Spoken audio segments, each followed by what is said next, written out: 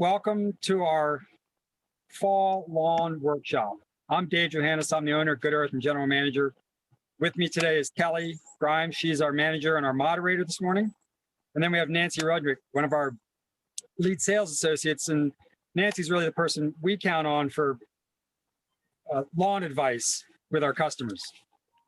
The fall is a great time to do lawn work, lawn renovation.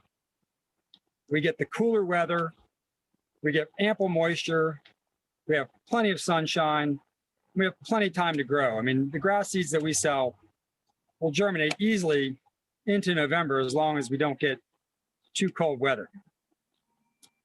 And it's a great time to prepare our lawn for the springtime.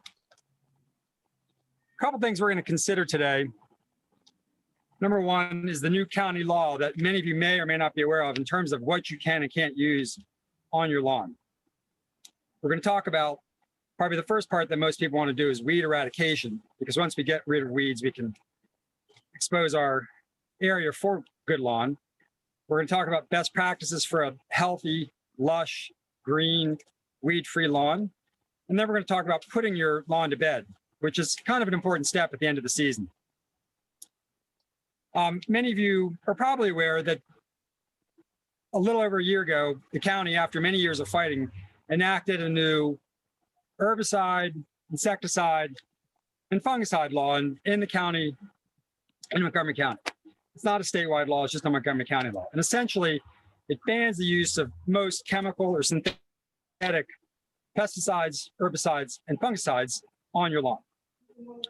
There is a listing of products that you can use that are more natural and organic on the county website. And for argument's sake at this point, if it's got an EPA registration, it's probably not something that you're really allowed to put on your lawn. Here at the store, we've chosen really not to carry any of the products that are banned, simply because we're allowed to sell them, but you're not allowed to be using them. And the purpose of the law is, of course, a good purpose. We're trying to reduce chemicals into the waterways. We're trying to protect our neighbors who may have health issues. But overall, really, the key to a good, healthy lawn is good, healthy soil. And you'll get rid of weeds if we improve the conditions that the lawn can grow in and get rid of the conditions that weeds will grow in.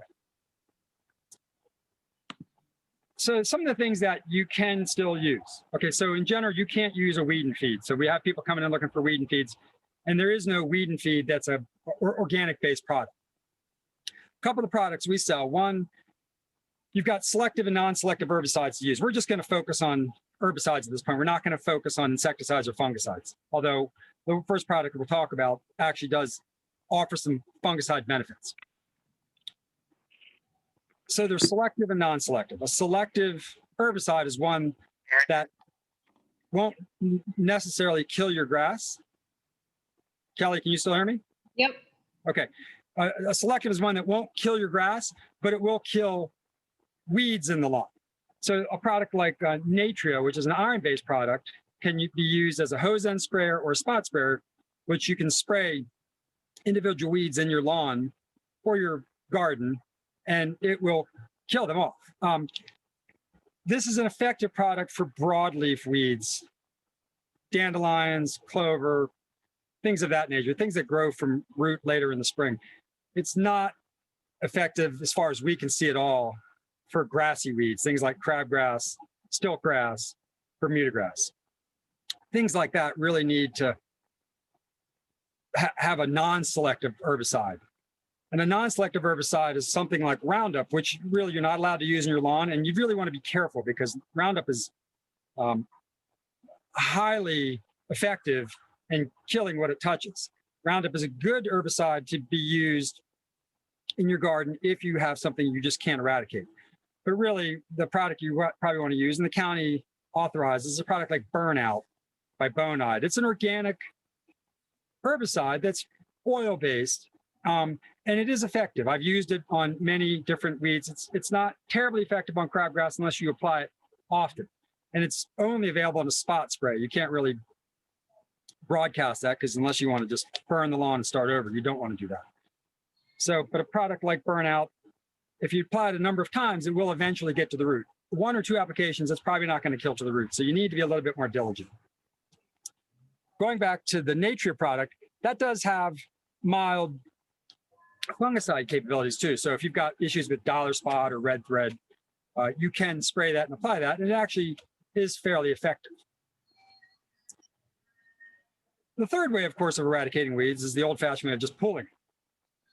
Getting in there, seeing a crabgrass, just getting in there and pulling it out.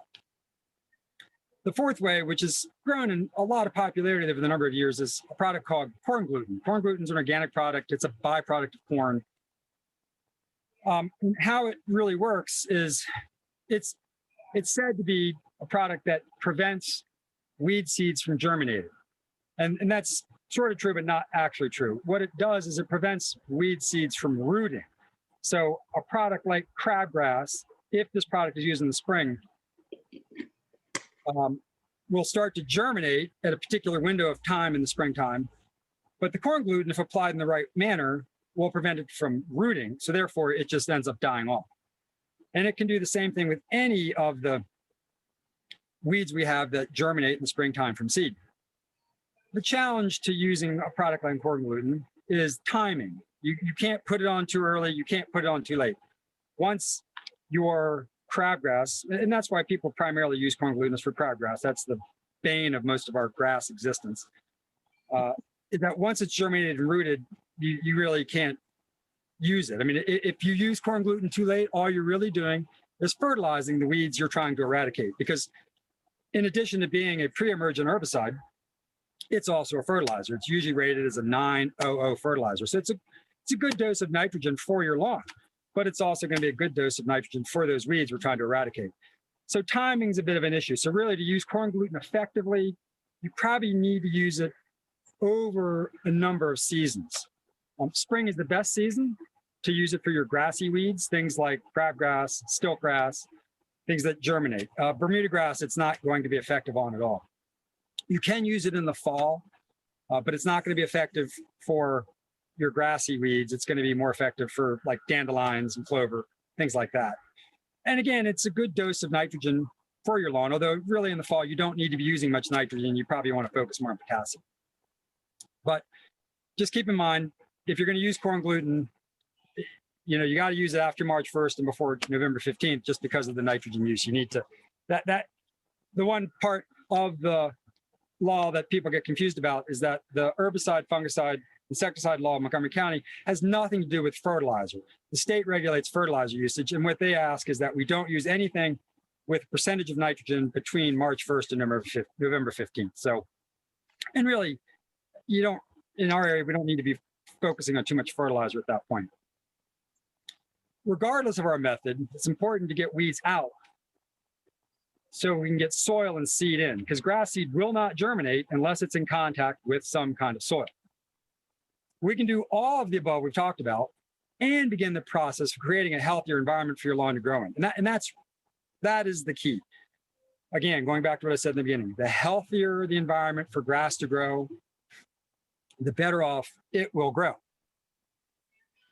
Weeds are opportunistic, meaning they will go to an area where exposed area is. So meaning if your pH is, so grass grows best in 6.2 to 7.0 in a pH scale. Weeds grow best below 6.2 and above 7.0, depending on the types of weeds.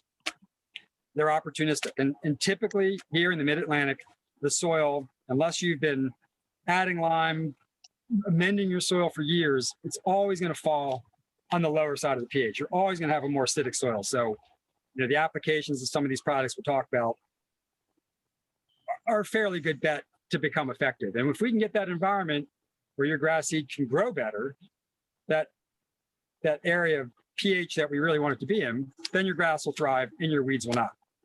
And once the grass thrives, there's no place for the weeds to actually germinate. So meaning we've crowded them out. We've kind of pushed them aside and we've covered them up.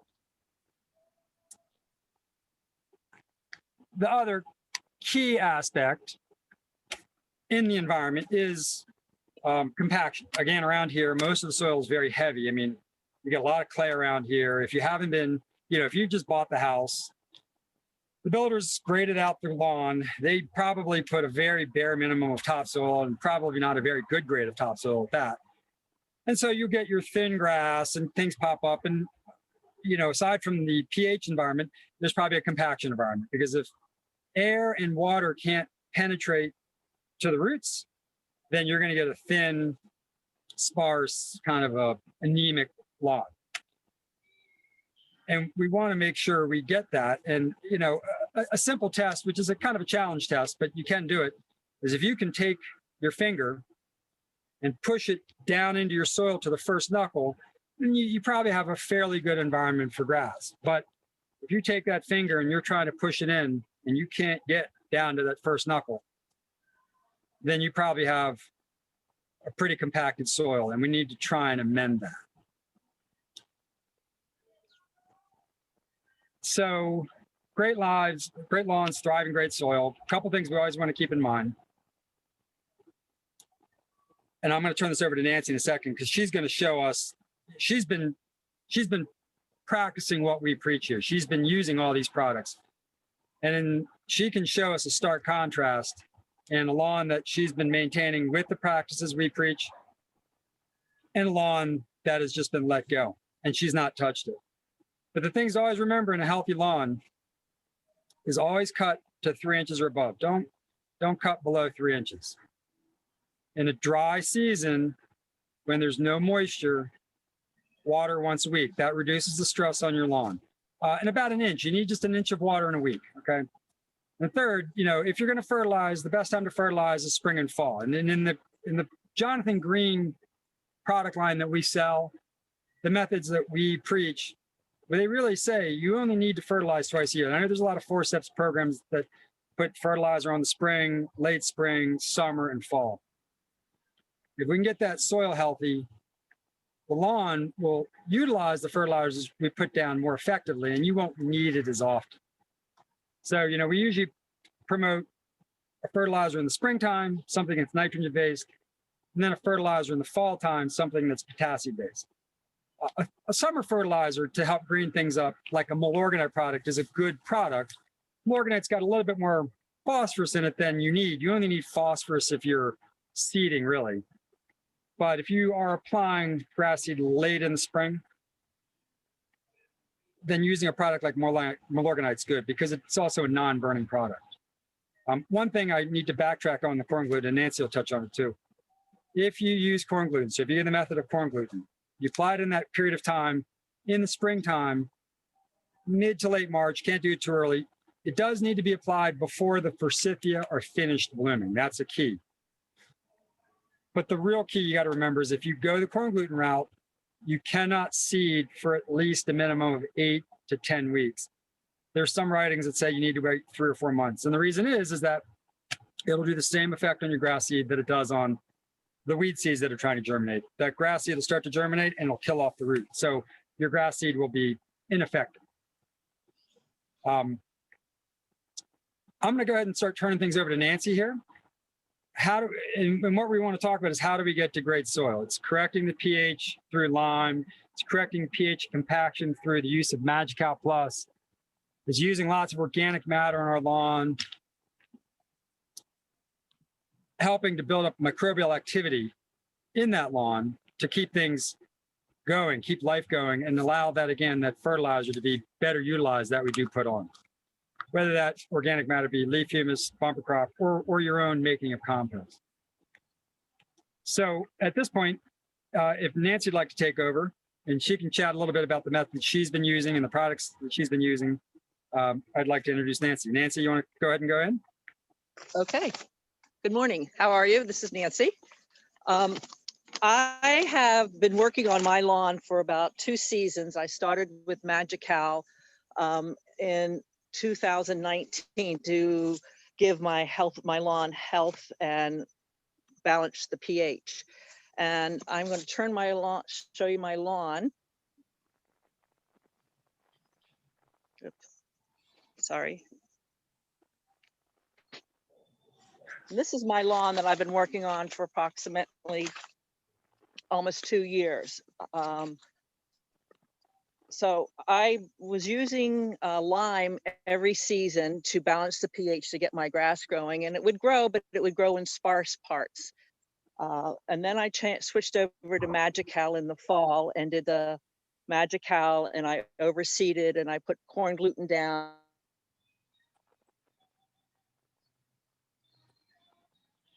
Nancy, Compost, and my grass used to look like, huh? Can you hear me? you're fine now. I think you might be going just a little out of Wi-Fi, so just go a little closer to your house. So this was my grass before I started using Magical and the program that I put my lawn on, Magical, and then I overseed in the fall, and then I use a fall fertilizer at the end of October. And there's a stark contrast. You can see where my lawn is and what my lawn used to look like. There we go. That's good. Okay. Yeah, that's a big So difference. there's a huge difference. So now what I'm starting to do is I did spot treat my lawn for some weeds with burnout. As you can see, they've turned white, and there are certain things that I was trying to get away from my lawn. And then I'm going to let this sit for another week or so, and then I start my Magical. I'm going to put more Magical on my lawn, and then I will overseed, and I'll put my compost on, and I will spritz it early in the morning until it starts to germinate, and then I'll give it a little bit more water, and by the end of October I will do a fall fertilizer, Jonathan's Green fall fertilizer, to put my lawn to bed. When I mow my lawn, my lawnmower in the summer is at 4, and as the seasons change in the fall, I've just switched it down to 3.5, because the longer your lawn is, the deeper the roots go into the ground, and the more they're protected when we have the very hot season. So now I'm starting to mow my lawn at 3.5, and I will do that until approximately the middle of October. And then I will mow it down to 2.5 and put my fall fertilizer on, and then it's to bed until the spring. Nancy, what height do you cut it at for your final cut? 2.5. Okay. Just to make sure that everything is clean and the fertilizer goes in. And then I just leave it like that. And then in the spring, when I start to mow my lawn, I start at 2.5, and then the next cutting will be 3. The next cutting will be 3.5, and then 4 until the fall again. So what do you do with the leaves, Nancy? Do you rake them out? Do you mulch them with your lawnmower? What do you do with that? I don't have that many leaves, so I mulch it with my lawnmower. Okay. Just to give it, and my lawnmower is a mulching lawnmower, so it does a really good job of getting. Can you go back up, Nancy, a little bit again, and go back to that line you just had? I mean, I just think that to me is just, because to the left is your neighbor's lawn, right? Yes. To the right there. Yeah, I mean, that's amazing. And they don't do anything to it except cut it at 2, and that's it. And you can see the line, because I've been working on mine for this is the 2nd season, and I've been working on it with Magical. And I think it's made a tremendous difference. The Magical also has iron in it, so helps keep down the weeds and makes this grass very lush. And so you guys know, this is what Magical is. This is what she's talking about. If you can see, this is a Jonathan Green product that we sell. Yeah, there's two products. So there's Magical and there's Magical Plus. We sell Magical Plus. Magical is just straight. It's lime. It's calcium, which will just adjust the pH. The Magical Plus has got that ability to raise the pH up, but also it's going to help with compaction. There's a lot of science behind what is in that product, and it gets a little complicated. Jonathan Green has a great program on their website. It's a 30-minute video on most of the things we're talking about. They've got a couple things they talk about that we're not allowed to use in the county, but that's okay. But they really are pushing the benefit of this Magical Plus and what it does to the soil and how it really promotes the microbial activity in the lawn, helping to turn all that clay into rich soil that the lawn loves. I mean, because the products they sell are all high-end, top quality products. I mean, their grass seeds considered some of the best in this region. And you get a lot of turf farmers, side growers who use this because it's so deep rooted and it's such a nice blade. And they've got a number of types of fescues to use.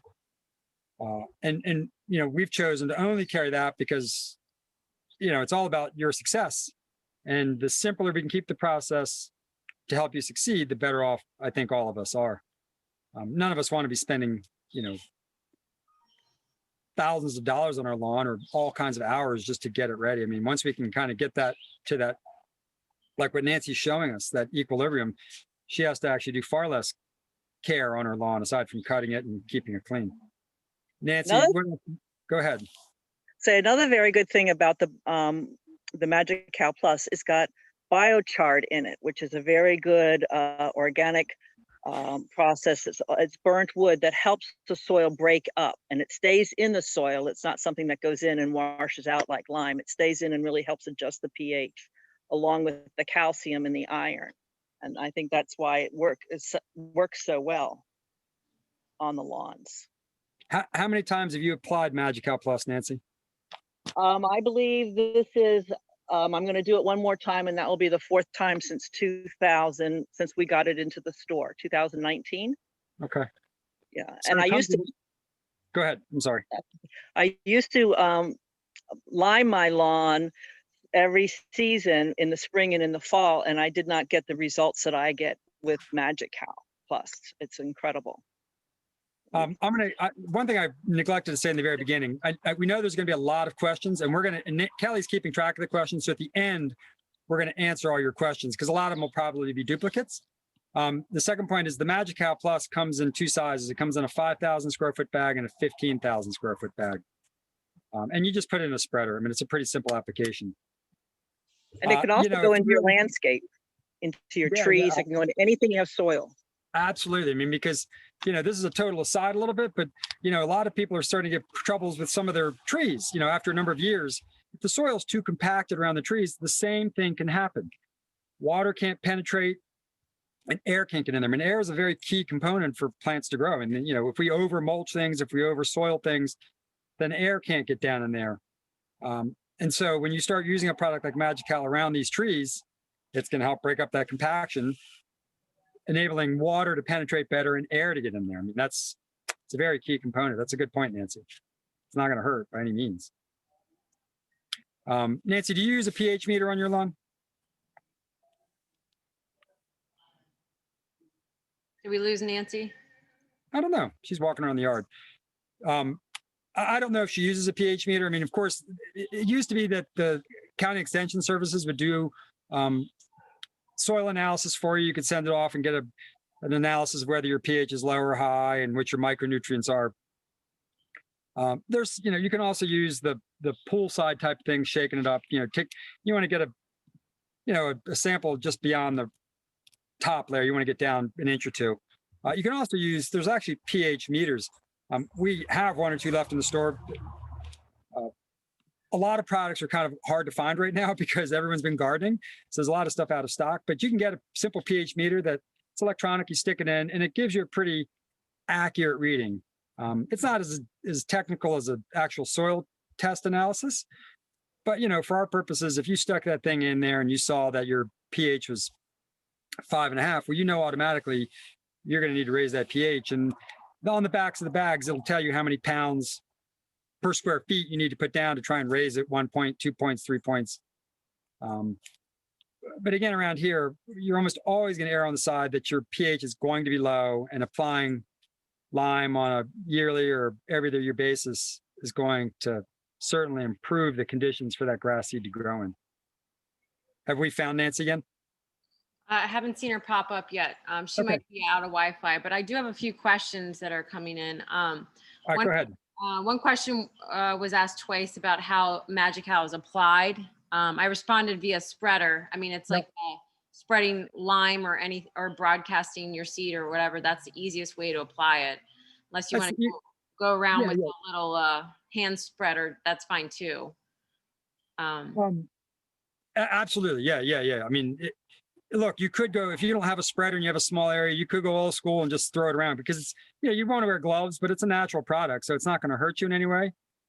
having an even application is certainly important, but I think that just the general effect of just getting out there and making sure it's spread around is ultimately the goal. But a spreader is the easiest way to go, and you can get a hand spreader at a hardware store. We don't carry them. You can get the traditional spreader for your lawn at a hardware store. I'm pretty sure you can find them right now. Thank you for the question. Another question about Magical is, they recently seeded. Is it too late to add Magical? No, you can use it anytime. You can do them at the same time. I mean, you can't put them in the same spreader. You couldn't put your grass seed and your Magical in the same spreader. You're going to have a couple different settings. In sequence, what I would do is I would dethatch or get rid of whatever weeds you can, rake, exposing the areas to some soil. I would then put the Magikarp Plus down. And if you've got good soil and you don't feel like you need something like Magikarp Plus, you can just go with applying some lime. And if you applied lime in the fall, it wouldn't hurt to apply, or in the spring, it wouldn't hurt to apply it one more time in the fall. But you don't want to keep doing it until you finally do get a test. You don't want to find out you go the other way, because then if you exceed 7.0, then you're adding a product like Magikarp Plus for alkaline soil, bringing the pH back down. So you can do them at the same time. It doesn't matter. Put your Magikarp down first, then come back in and put your grass seed down, and then stabilizing it somehow, either with straw, with some leaf. I would propose putting a little bit more organic matter on there, because if you use a product like leaf humus, it's just compounding the benefits to what the Magikarp is going to do. It's going to keep helping to penetrate that soil, putting the microbial activity back in there and loosening that soil up. So thank you for that question.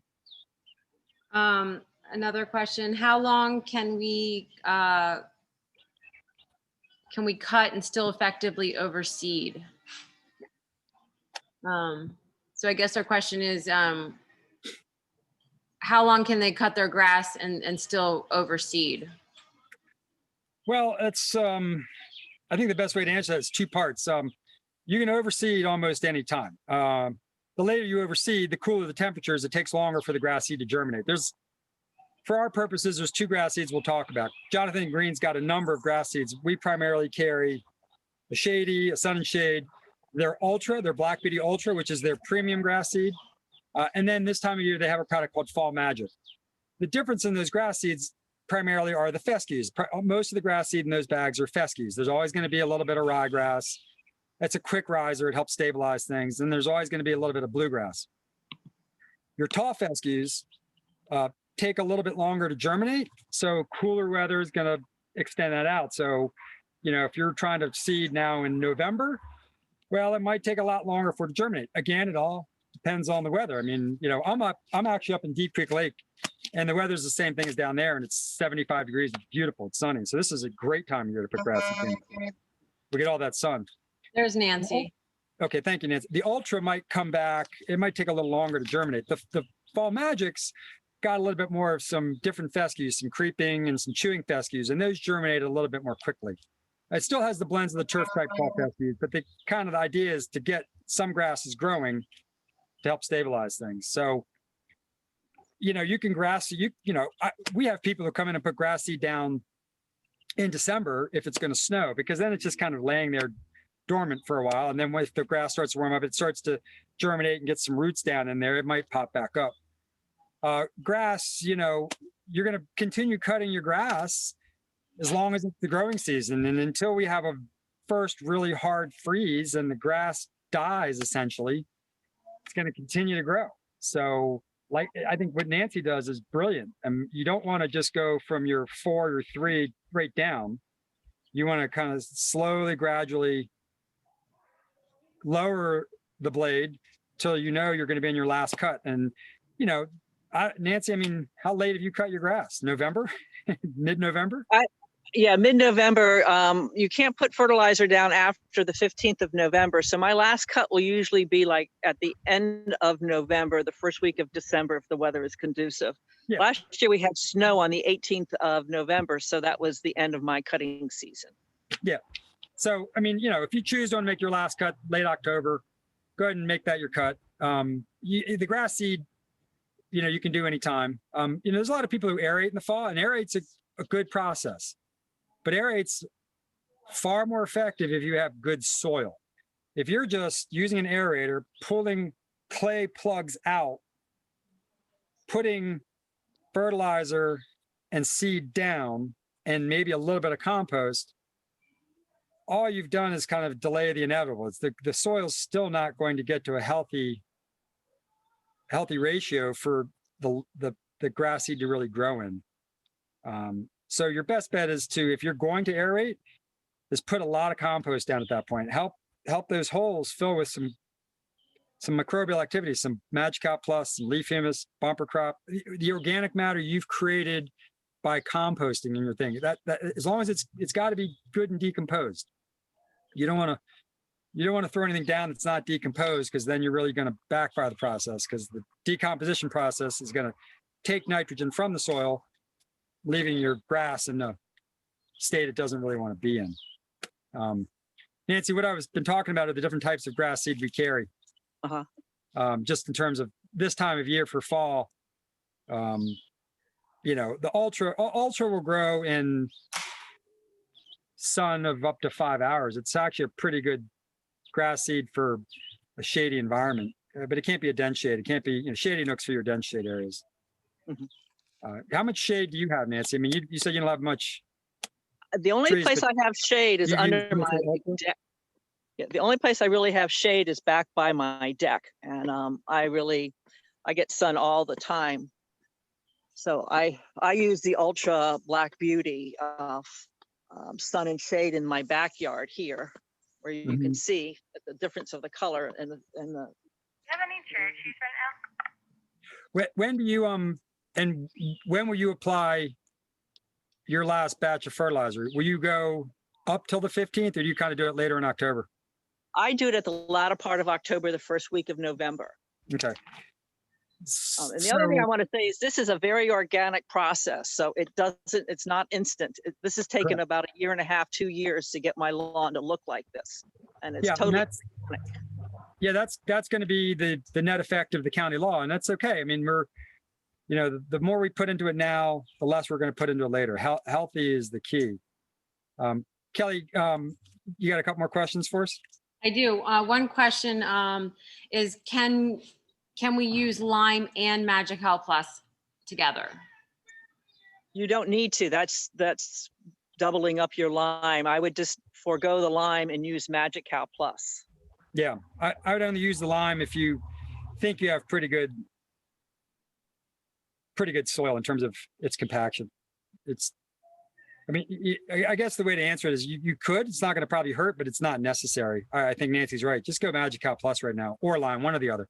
I mean, it's a $10 difference in cost for the same coverage, but the Magikarp Plus is going to give you a greater long-term benefit. Thank you. Our first question earlier, Anthony asked us, he spot seeded 2 weeks ago. He's got good growth on the grass. It's about 3 inches long now. Wow, good. Old grass is getting very tall, and he's worried that is it going to block out light for the new grass and kill it? Is it time to mow? Definitely. I would. Yeah. Go ahead, Nancy. Yes. I would mow. I would mow, and I would bring it down to like 3 or 3.5. So if his new seed is about 3 and his old grass is taller than that, I'd bring it down to about 3.5, my lawnmower, and mow it. Okay. And when you mow, it also makes the grass a little bit tougher, and it helps it to understand that its roots need to get deep into the soil. That's a good point. Good, thank you. Any specific non-herbicide recommendations for areas where Pennsylvania smartweed is crowding out grass? Can you ask that again? Is there a specific non-herbicide recommendation for areas where Pennsylvania smartweed is crowding out the grass? I don't have a direct answer for that one, so let's jot that one down. Some of the questions, if they're a little bit more complicated or specific to a pretty specific use, we'd rather probably email or talk to you on the phone or talk to you in person. So let's write that one down and we'll email back, Kelly. Okay, sounds good. Um, Best I time. would improve my soil right there. I would throw a whole handful of Magical around where that stuff is growing. Yeah, Because the better soil, the less like weeds just can't grow in good soil. It's very difficult to grow a weed in a nice soil. It's easy to right, grow not good soil. right. So, Get that soil to between 6.2 and 7.0, and your grass will thrive and your weeds will hide.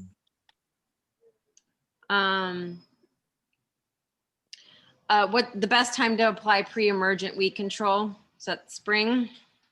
Yeah, it's spring, it's springtime, and it's relative to the temperatures. I mean, typically, the forsythia are nature's ground thermometer, so to speak, because they start blooming at a certain time and they finish blooming, really relative to the temperatures at that point. But they won't start to bloom until the temperatures are appropriate. So ultimately, you want to just make sure any pre-emergent you put down is prior to the forsythia being finished blooming. I mean, really, you want, once you see those start to bloom, you probably want to get on it again. But I would, all the research you see is that you might miss the mark the first year. I mean, sometimes crabgrass only has a week, and if you don't put, that Magical or that corn gluten can sit there, but the problem is it's a granular product, and if you get enough moisture, it's just going to slowly disappear and become less effective. So, it's going to take a number of applications over the course of a couple of years to probably get it to be effective. And you can use it in the fall, but it doesn't work for your grassy weeds at all in the fall. Crabgrass, stiltgrass, it's not effective. Thank you. Okay. I had another question from Marjorie about stiltgrass control. Everybody's got that. So That's a tough one. There's as far as I know, you can use the pre-emergent though, right?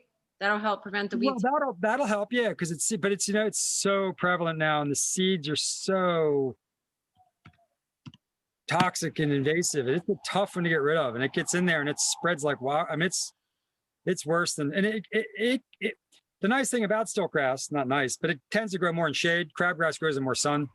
So, I think people who have problems with stiltgrass, it's more in like that sun and shade environment. If you have a shady area, crabgrass isn't growing, but that's where your stiltgrass will probably take over. We used to say you didn't have to use pre-emergence too much in shady areas because crabgrass didn't grow there. But if stiltgrass starts getting hold, then you really need to use it in that shadier area. I haven't seen much on timing of stiltgrass in terms of when you should apply, but it's not going to matter. You're not going to make multiple applications of corn gluten because you don't want to put that much nitrogen down anyway. I mean, again, most corn gluten's a 900, so you don't really want to put that much nitrogen down in the fall. I mean, we put nitrogen down in the spring for the up. N is for up. It's for the health of the blade, health of, greening things up.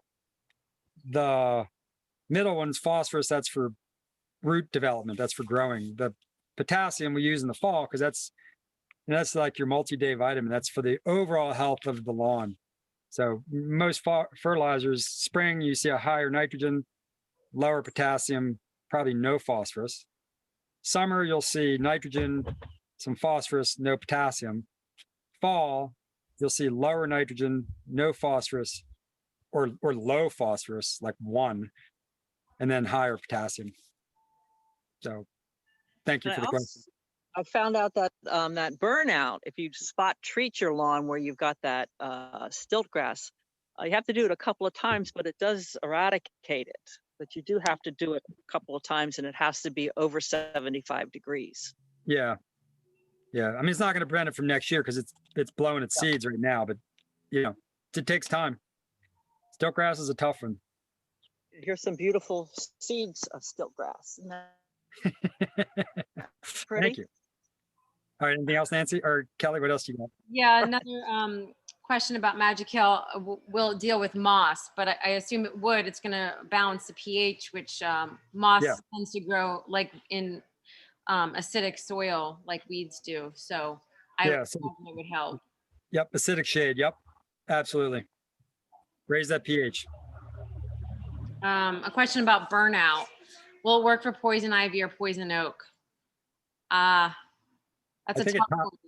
I think it'll topically kill it. I don't think it's going to take care of it. It's not going to knock it down. Yeah, it's You know, probably gonna take some, something a little stronger or many doses to get rid of that. yeah, I mean, whether we, Unfortunately, that's when you bring out your Roundup. right, whether we That's the like it only or time I dislike it, really, Roundup is effective. When you got to get rid of something, use it. I agree with Nancy on that one. There's a Roundup for poison ivy. It's very effective. Getting rid of clover. Again, it's kind of like what we're going over. I mean, Magical is going to help just adjust the pH and get it healthier so weeds and clover don't grow. Yeah.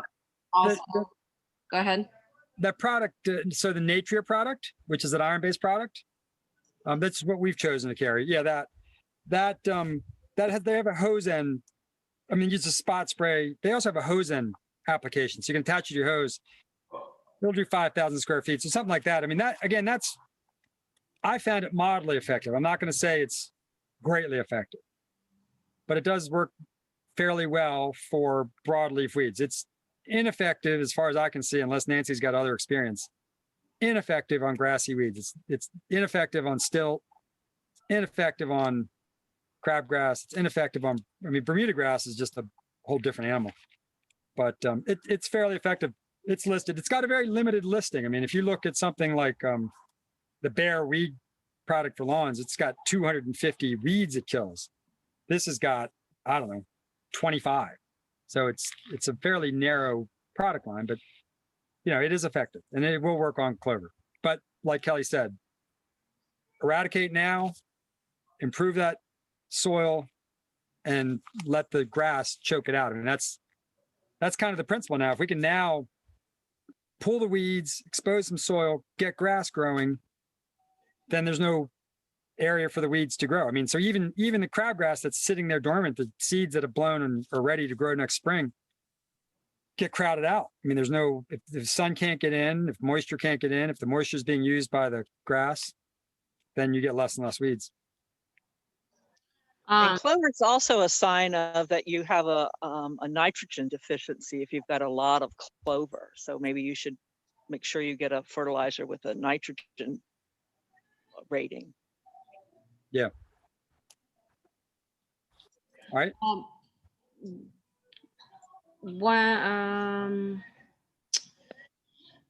How about fertilizing and seeding at the same time? Can you do it at the same time? Do you do one before the other? And I'm assuming the Jonathan Green fall winter fertilizer. Yeah. So yes, that's rated for new seed. You always want to be careful with new seed because if you have too much certain compounds, it'll burn the seed and seed won't grow. So the fall fertilizer is good. That's a good one. Typically, I would use a product like Milorganite. It's got a little bit more phosphorus in it. It's an organic product, non-burning. Covers 2,500 square feet. That's a really good seeding. Again, the phosphorus is for the seeding. It's for the root development.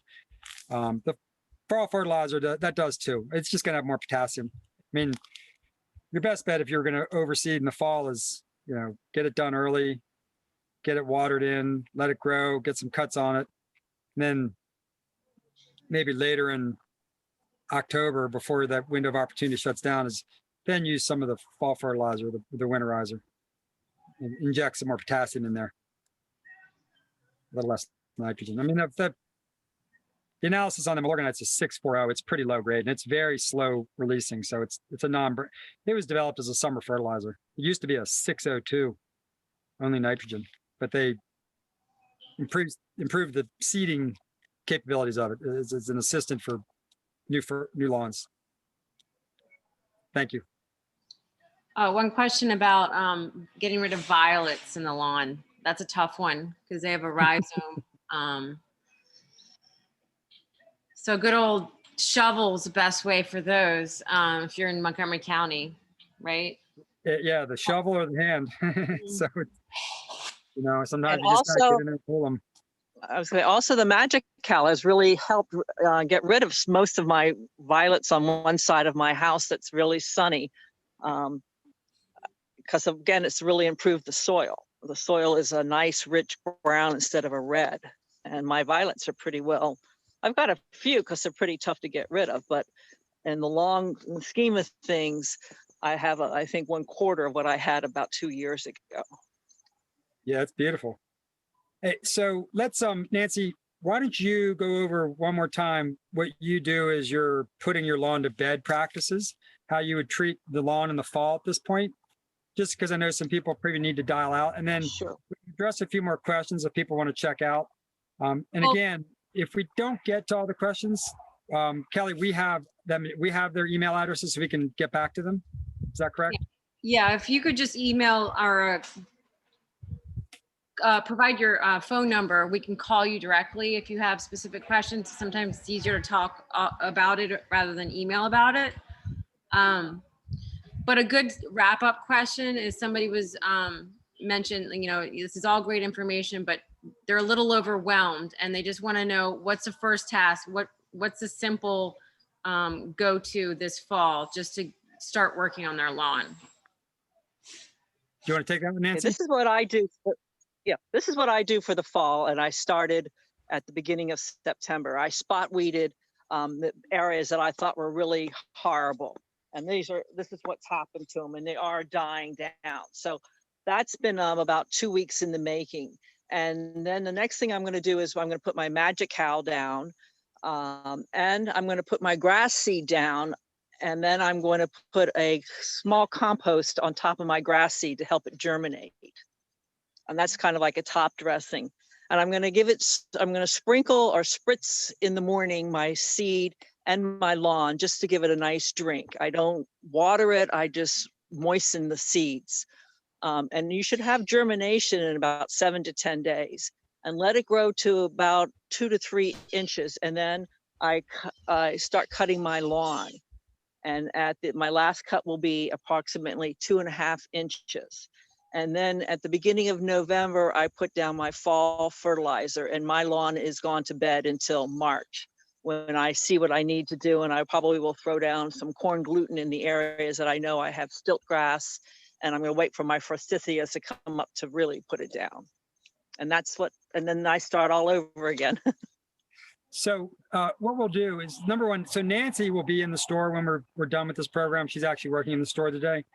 But what we'll do too is I can put together a consolidated best practices now just for the next 6 weeks to get things going. I mean, that is the problem with lawn. I mean, you know, we try to keep this as simple as possible, and it can be overwhelming, but you know, get the weeds gone. You can put down something that you think would raise your pH, get some grass seed down, keep it wet, get some organic matter down there.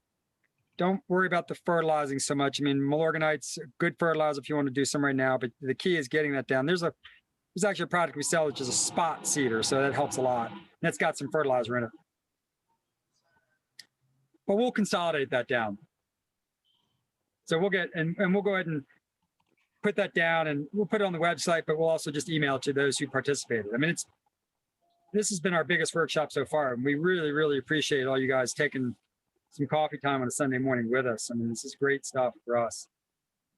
And for us to be able to reach so many people and give out this information, because Nancy's got such a beautiful lawn and she's done such a great job. And, you know, this season, everyone's in their yards, everyone's doing this. And it's been a great thing for our industry to have so many people be interested and involved again and want to take this on. I mean, you know, a lot of people, it's intimidating. They're going to hire the lawn company, and the lawn companies, they really have to follow the same rules. They don't get to bypass the rules. I saw some question pop up about dimension. No, can't use dimension. If you go to Montgomery County weed law, there'll be a listing. It gives you an overview, but there's a link you can click on of the approved products to use. Many of those products are they're not retail ready available. I don't even know where you get them, but most of them are products that you won't find in many places. I mean, that we've gone through it and we've chosen the couple that we felt would be most effective and easiest for people to use. So, any other questions we want to try and get to right now, Kelly?